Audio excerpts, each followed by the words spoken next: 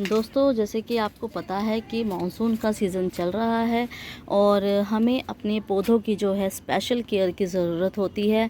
बारिश जो है, क्योंकि कई बार ऐसा होता है कि लगातार हो रही होती है और हमें ये देखकर चिंता हो रही होती है कि पौधे जो हैं वो हमारे ख़राब ना हो जाएं। तो इस तरह की जो है प्रॉब्लम्स हमें देखने को मिलती हैं। साथ ही आपको मैं फर्टिलाइज़र्स का भी बारे में बताऊँगी कि आपको अपने पौधों में कौन से तरह का फर्टिलाइज़र यूज़ करना है जिससे आपको ज़्यादा से ज़्यादा सब्जी मिलती रहे। तो नमस्कार दोस्तों, मेरा नाम है पूजा और आपका स्वागत है मेरे गार्डनिंग एंड व्लॉग्स चैनल पर। जो भी मेरे चैनल पर नए हैं, प्लीज़ मेरे चैनल को लाइक, शेयर और सब्सक्राइब करना ना भूलें। साथ ही बेल आइकन को प्रेस कर दें ताकि जब भी मैं इस तरह की इंटरेस्टिंग वीडियो अपने YouTube चैनल पर डालूं तो आप लोगों को इसका नोटिफिकेशन मिल जाए और आप भी अपने गार्डन को हरा भरा बना लें। जैसे कि आपको भी पता है, जब बारिश शुरू होती है तो कई बार लगातार कई दिनों तक बारिश होती रहती है। तो ऐसे टाइम पे हमें अपने पौधों की जो है वो ज़्यादा देखभाल की ज़रूरत होती है और लगातार हमें पौधों को देखना होता है और ध्यान रखना होता है। हमारी ज़िम्मेदारी ज़्यादा बढ़ जाती है और हमें समझ में नहीं आता कि अब हम क्या करें, किस तरह से अपने पौधों की देखभाल रखें।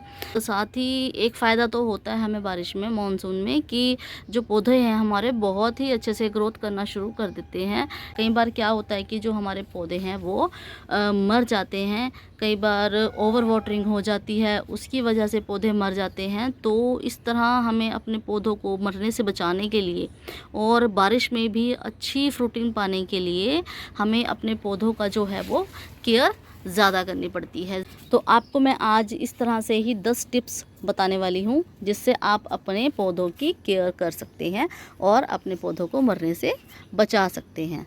साथ ही बहुत अच्छी फ्रूटिंग पा सकते हैं। तो बने रहिए मेरे वीडियो में। और तो पहला जो टिप है वो ये है कि आपके पौधे की मिट्टी किस तरह की बनी हुई है। तो सबसे बड़ा जो रीज़न होता है पौधे मरने का, अगर आपकी मिट्टी जो है वो सही तरीके से आपने नहीं बनाई और बारिश में, लगातार बारिश में जो पानी है वो आपके गमले में इकट्ठा हो रहा है। तो जब पानी लगातार गमलों में इकट्ठा होता रहता है तो उसकी वजह से जो हमारे पौधे हैं उनकी जड़ें जो हैं वो ओवर वाटरिंग के कारण गलना शुरू हो जाती हैं और जिससे क्या होता है कि पौधा जो है वो मरने लगता है। तो सबसे पहले हमने अपनी मिट्टी जो है वो बहुत ही अच्छी बनानी है, वेल ड्रेन्ड बनानी है, जिससे कि जो पानी है वो आपके पौधे में ना रुके और अच्छे से निकल जाए। जैसे कि आपने मेरी वीडियो में देखा होगा कि जो गर्मी है, गर्मियों में भी हमें बहुत ज़्यादा अपने पौधों को सेव करने के लिए ध्यान की ज़रूरत होती है। इसी तरह से सर्दियों में हमें बहुत ज़्यादा केयर की ज़रूरत होती है अपने पौधों को बचाने के लिए। इसी तरह से मानसून में भी हमें अपने पौधों को केयर की बहुत ज़्यादा ज़रूरत होती है। तो गर्मियों के समय में हम अपने पौधों को पूरी केयर करते हैं और क्योंकि ज़्यादा गर्मी पड़ने से क्या होता है कि हमारे पौधों की जो मिट्टी है वो बार बार सूखती रहती है। तो अब उसको भी सूखने से बचाने के लिए हम क्या यूज़ करते हैं, या तो हम कोकोपीट डाल देते हैं अपनी मिट्टी के अंदर या फिर हम अपनी जो मिट्टी है उसके ऊपर मल्चिंग कर देते हैं। अब ये मल्चिंग क्या होती है कि जितने भी सूखे पत्ते हैं उसको हम इस मिट्टी के ऊपर फैला देते हैं। अब जब हम पानी देते हैं तो वो जो पत्ते हैं वो गीले रहते हैं और हमारी मिट्टी को नमी मिलती रहती है। तो अब बारिश के सीज़न में हम क्या करेंगे, जो भी हमने अपने पत्ते हमने मल्चिंग की हुई है, सबसे पहले उन पत्तों को हम हटा देंगे। और क्योंकि अगर हम उन पत्तों को इसी तरह से ग्रो बैग के अंदर पड़ा रहने देंगे तो बारिश से क्या होगा, पत्ते गीले होंगे और गीले होने के बाद पत्तों में फंगस लग जाएगी। तो क्या होगा कि फिर उससे हमारे जो पौधे हैं वो ख़राब होने के चांस हो जाएंगे। तो हमने क्या करना है, उन पत्तों को इकट्ठा करके, जैसे कि मैंने यहाँ पर एक मेरे पास खाली पॉट पड़ा था उसके अंदर डाले हैं और ये मैंने कुछ ग्रो बैग्स में इकट्ठे किए हुए हैं। तो इनको इस जगह पर रखना है जहाँ पर इनको गीला बारिश का पानी या मिलता रहे, जिससे हमारी जो है लीफ मोल्ड तैयार होता रहे और इनको मैं सर्दियों में अपनी खाद के रूप में यूज़ करूँगी। तो इस तरह से भी आप अपने खाद को तैयार कर सकते हैं, जिस तरह से मैं यहाँ पर अपनी खाद तैयार कर रही हूँ, और ये सर्दियों के लिए हमारी जो खाद है वो तैयार हो जाएगी। तो एक तो तरीका ये है कि जितनी भी आपने अपनी मिट्टी के अंदर मल्चिंग की हुई है उसको आप हटा दें और पत्तों को एक अलग ट्रे में स्टोर कर लें, और जिससे कि हम आपके लिए एक नई खाद तैयार हो जाए और लीफ मोल्ड तैयार हो जाए, जिसे आप सर्दियों में अच्छे से यूज़ कर सकते हैं। ये हो गया हमारा फर्स्ट टिप। अब उसके बाद आपने एक दिन ध्यान और रखना है कि जितने भी आपके गमलों में जितने भी एक्स्ट्रा वीड्स आ रही हैं उनको आप इस तरह से हटा दें। हटाना आपने ऐसे है कि बिल्कुल जड़ों से इसको हटाना है। ये देखिए, जड़ों से इसको बिल्कुल इस तरह से हटाना है। तो इस तरह से अपनी मिट्टी को आप देख लीजिए कि अगर वीड्स आपके पौधे में आ रहे हैं तो आप इस तरह से वीड्स को आप हटा दें। तो ये हमारा एक काम हो गया है जो हमने सभी पौधों में करना है। सेकंड टिप जो मस्ट है वो है प्रूनिंग। अगर आपने गर्मियों के सीज़न में प्रूनिंग नहीं की है और या आप अभी प्रूनिंग करना चाहते हैं तो ये बहुत ही अच्छा मौसम है प्रूनिंग करने का। और प्रूनिंग करने से क्या होता है कि जो हमारे पौधे हैं उसमें एक तो एयर जो है फ्लो वो अच्छा हो जाता है और मिट्टी जो है वो सूखने जल्दी लगती है, ताकि और दूसरी रीज़न ये होता है कि अगर आप अभी जो प्रूनिंग कर देंगे, चाहे वो हार्ड प्रूनिंग है या सॉफ्ट प्रूनिंग है, अभी आप कर देंगे तो जो पौधा है उसमें नई सब ब्रांचेस आ जाएगी, ताकि आपको विंटर में बहुत ही अच्छी फ्रूटिंग और वेजिटेबल्स देखने को मिलेंगी। तो ये आप अभी पौधे की हार्ड या सॉफ्ट प्रूनिंग जो भी आप करना चाहते हो वो इस मौसम में आप कर सकते हो, जिससे आपको सर्दियों में बहुत ही अच्छी सब्जियां देखने को मिलेंगी। और साथ ही एक फ़ायदा ये भी होता है कि जो मिट्टी है नीचे की प्रूनिंग ज़रूर करें आप। प्रूनिंग जो भी छटाई करनी है वो आप कर दें नीचे के, ताकि जो हवा है, हवा से जो मिट्टी है वो जल्दी सूख जाए। जैसे बारिश रुकेगी और धूप या हवा रहेगी तो जो नीचे की मिट्टी है वो सूखनी चाहिए। तो ये आपने ध्यान रखना है।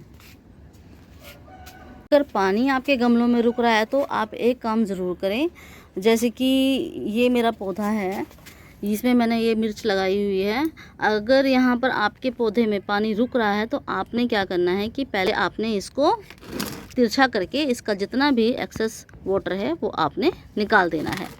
साथ ही उसके बाद आप क्या करेंगे, इसके जितने भी ड्रेनेज होल हैं वो आपने खोल देने हैं, या अगर हमारे पास इस तरह का ग्रो बैग है तो उसमें आपने वो ड्रेनेज होल बना ले।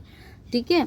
साथ ही पानी का आपने ये ध्यान रखना है कि पानी जो है वो रुक ना पाए, तो समय समय पर आपने उस चीज़ को चेक करते रहना है कि जो पानी है वो रुक ना पाए। तो क्योंकि ज़्यादा पानी रुकने से क्या होता है कि जड़ें जो है वो गल जाती हैं, तो इस चीज़ का आपने ध्यान रखना है।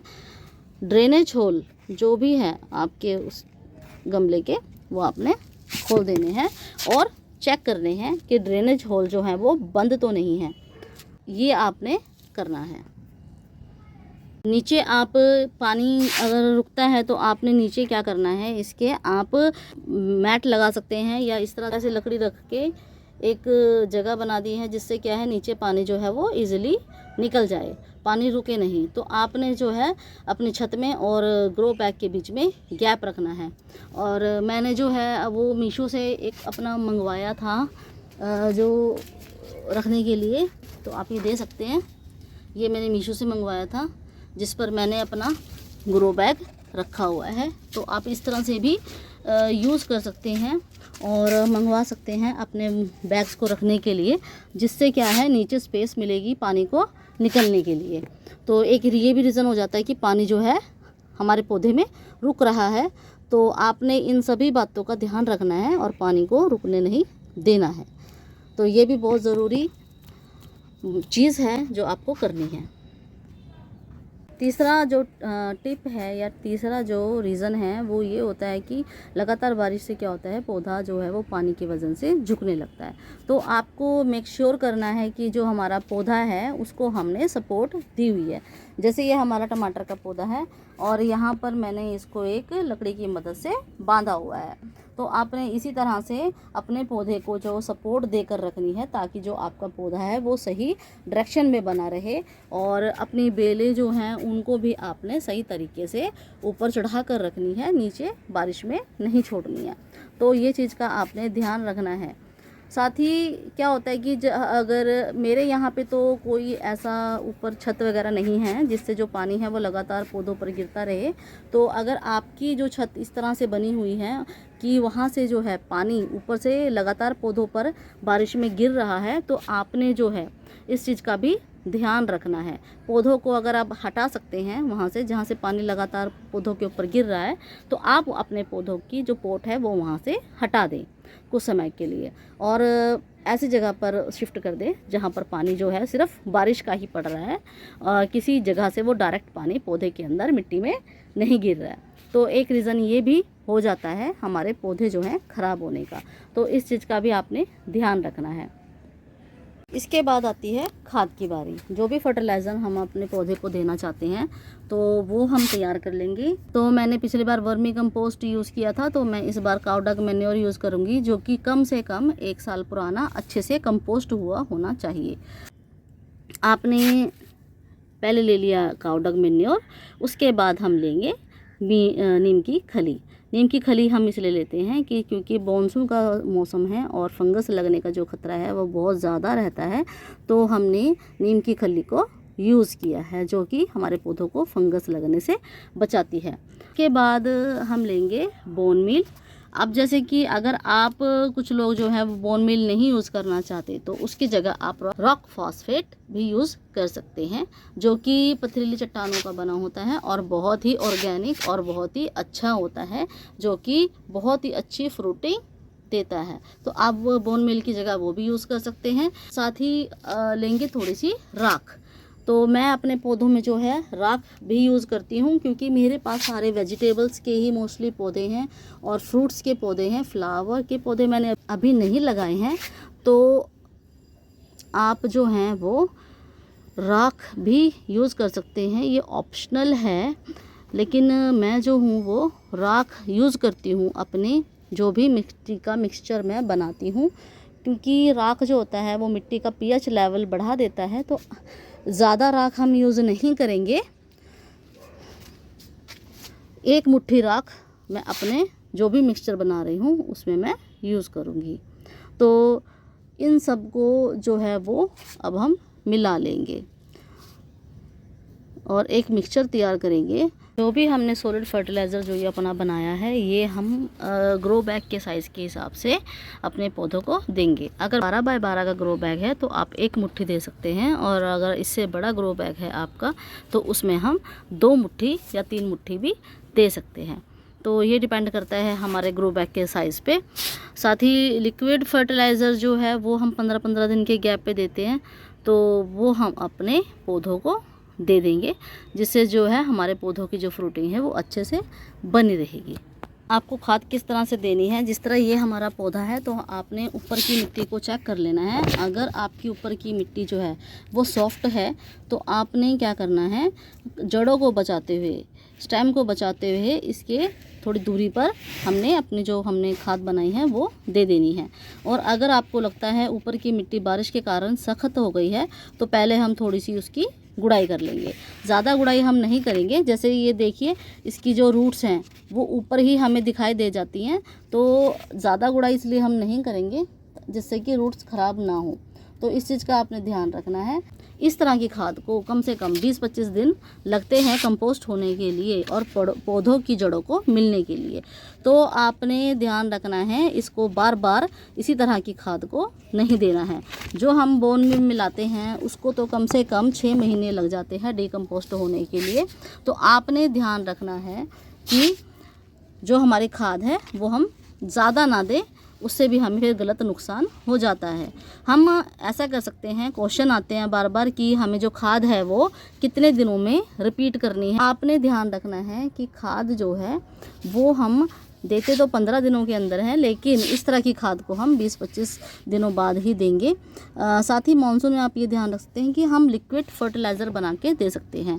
इसी तरह की खाद को हम क्या कर सकते हैं कि पानी में कम से कम 2 या 3 दिन के लिए पानी डालकर रख दें। इसको इस तरह की बाल्टी में मैं अपना लिक्विड फर्टिलाइज़र बनाती हूँ। तो हमने इसी तरह से 15-15 दिन के गैप में अपने पौधे को लिक्विड फर्टिलाइज़र दे देना है।